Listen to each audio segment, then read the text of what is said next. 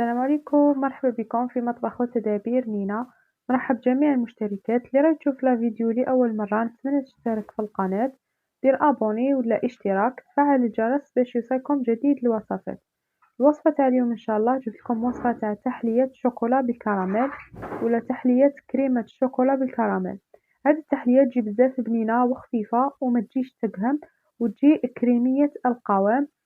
تقدروا ديروها لتحلياتكم ولا لسهراتكم، خاصة في هاد رمضان الناس تبدل شوية من الفلون، تقدروا ديروها وشكلها راقي وبزاف شباب مع طريقة بسيطة ومقادير جد جد اقتصادية.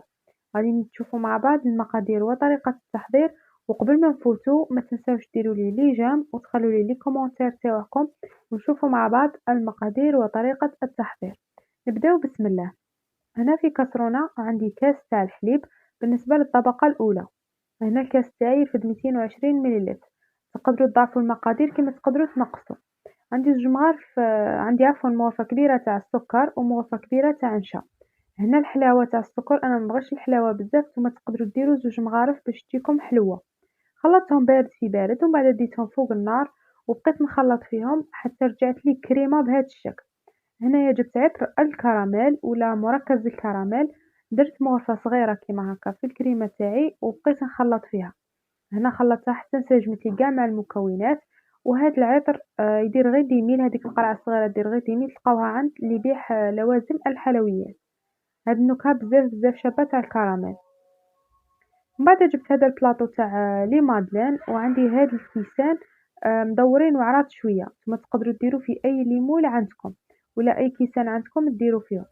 نفرغ هاد الطبقة تاع الكريمة كيما هكا بهذا الشكل المائل باش تعطيني هذاك الشكل اللي كنت درتو معكم ولا اللي وريتهولكم في الأول، كيما هكا بهذه الطريقة. كيما قلت لكم نتوما تقدروا ديروا كمية كبيرة كيما تقدروا تنقصوا، لكم الاختيار. فرغت الكريمة تاعي في الكيسان كيما هكا، ومن بعد هاد الكريمة ندخلها للسني كيما راه في الفريجيدار ونخليه يبرد. كي يبرد لي نجيب نصنع الطبقة الثانية اللي هي كاس ونص نتاع حليب بنفس الكاس. نروح نزيد عليهم هنايا مغرفة كبيرة تاع السكر، نتوما ديروا 2 ملاعق باش تجيكم حلوة. انا ديجا هنا درت 2 ملاعق ودرت مغرفة كبيرة تاع نشا مايزينا وزدت النص، يعني مغرفة ونص تاع نشا. زدت عليهم هنايا ملعقة كبيرة تاع هذه بودرة الشوكولا تاع الحليب، واللي تبغي دير كاكاو بني دير كاكاو، ولكن هاد الشوكولا تعطيكم بزاف قشباب للكريمة تاعكم. نخلط كيف كيف كلشي بارد في بارد حتى يذوبوا لي كاع هذوك المكونات، ومن بعد نديهم فوق النار ونبقى نخلط نخلط على نار متوسطة حتى تعقد لي وتولي لي كريمة بهذا الشكل. نحاول نخلطها شوية ومن بعد نروح نجيب الكيسان تاوعي اللي كنت فرغت فيهم الطبقة الأولى. وقبل ذلك عندي هنايا مغرفة صغيرة تاع عطر الشوكولا، زدت هنا اختياري، تقدروا ديروها تقدروا ما ديروهاش. هنايا درت مغرفة صغيرة تاع لاباطاغون تاع الشوكولا وبديت نخلط فيها تاني باش تعزز لي النكهة واللون. بعد ما نخلطها مليح مليح هنا وندخلها كاع في الكريمة ونتأكد بلي توزعت لي مليح في الكريمة وتوزعت غاية. هنايا كيما قلت لكم نحاول ندمجها يعني كاع في الكريمة تاعي ومن بعد نفرغها في الكيسان. جبت هنايا الكيسان تاوعي بعد ما بردت لي الطبقة الأولى، شوفوا ديجا راني كي حطيت الكيسان ما هودتش. نبدأ نفرغ في الطبقة الثانية نتاع الشوكولا. شوفوا هنا كيفاش راهي تبان بلي راهي ليس، تجي بزاف بزاف بنينة وخفيفة. نزيد الكأس الثاني بنفس الطريقة والكأس الثالث. هذه التحلية جد سهلة، يعني توجديها في 5 دقائق في وقفة توجديها، كيما ما فيهاش مقادير بزاف، تقريبا كل مقاديرها تكون متوفرة في البيت.